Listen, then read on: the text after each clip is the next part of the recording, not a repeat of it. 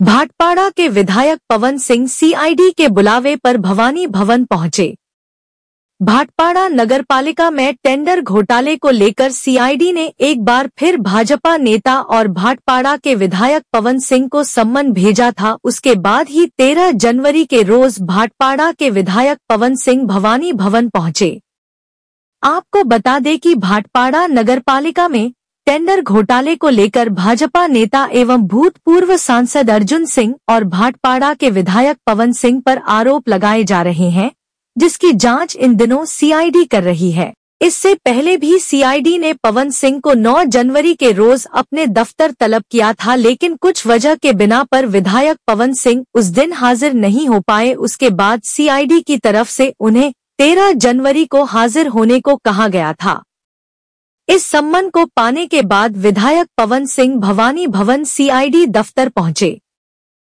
পারবে না কেন কি আমি আগেও 2020 থেকে টিডি অফিসে আমাকে দুবার ডেকেছে এই কেসের ব্যাপারে, और আমি 5 ঘন্টা আমাকে রেখে ইনভেস্টিগেশন করেছে, और ইনভেস্টিগেশন মধ্যে কিছু পাইনি আমার থেকে, কেন কি আমি আগে থেকেই সবাইকে বলছি কি আমি ইনঅ্যাক্টিভ আছি এই কোম্পানির মধ্যে, তো খুব ভালো করে হেল্প করতে পারেনি। ওর পরে ফের এমপি সাহেব আমার যে বাবা আছে ও চলে গেছে টিএমসি মধ্যে, ওই কেস একটা হোল্ডিংয়ে চলে গেছে, ওই সময় কিছু ইনভেস্টিগেশন হয় না। মানে আপনি বলতে চাইছেন বাবা আবার বিজেপিতে ফেরায় আবার এই কেসটাকে সফল? হ্যাঁ, এরকমই, কেন বাবা আসার পরেই এইসব স্টার্ট হয়ে গেছে। মিনস 2020 কেস হয়েছে, ওর পরে কেস যে ইনভেস্টিগেশন করা ছিল করে নেই, হোল্ড রেখে দিয়েছে, फिर এই বিজেপি যাওয়ার পরে ফির এই কেস স্টার্ট হয়ে গেছে। এই ইনভেস্টিগেশন জন্য এই একটা মিউনিসিপ্যালিটির মধ্যে একটা ইয়ে ছিল, সরি টেন্ডার হয়েছে, টেন্ডারের মধ্যে কাজ হয়নি, কমপ্লিট হতে পারেনি, ওর জন্য মিউনিসিপ্যালিটি কেস করেছে, কেসের জন্য ইনভেস্টিগেশন জন্য ডেকেছে।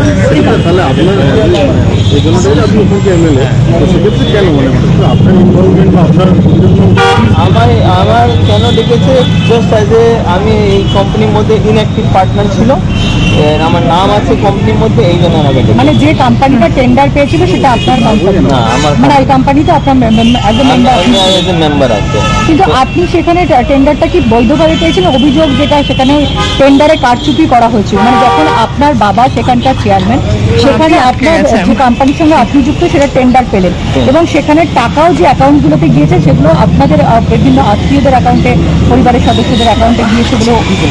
না, এই ব্যাপারে আমি কিছু জানি না, কেন কি আমি আগেই বলছি যে এইসব যে কাজ পেয়েছে, কাজ হয়েছে, কাজ কমপ্লিট হয়নি, ওর পরে এরকম কেস হয়ে গেছে, এইসবের কাজ কমপ্লিট হলো না, কাজ খাতায় কলমে দেখানো হলো, অথচ সেই টাকাটা পেয়ে গেছিলেন, সেটা তো তাহলে তো টেন্ডার নেওয়া হলো, খাতায় কলমে কাজ হলো না, সেটাই তো অভিযোগ উঠছে। মানে আপনি কি আছে কিনা আমি তো বলতে পারবো না, আমি তো আগেই বলছি কি আমি এই কোম্পানির মধ্যে ইনঅ্যাক্টিভ আছে, তো আমি ভালো করে বলতে পারবেন। আপনি আমার থেকে ডকুমেন্ট জিজ্ঞেস করবে, আমি ডকুমেন্টও প্রোভাইড করতে পারবো।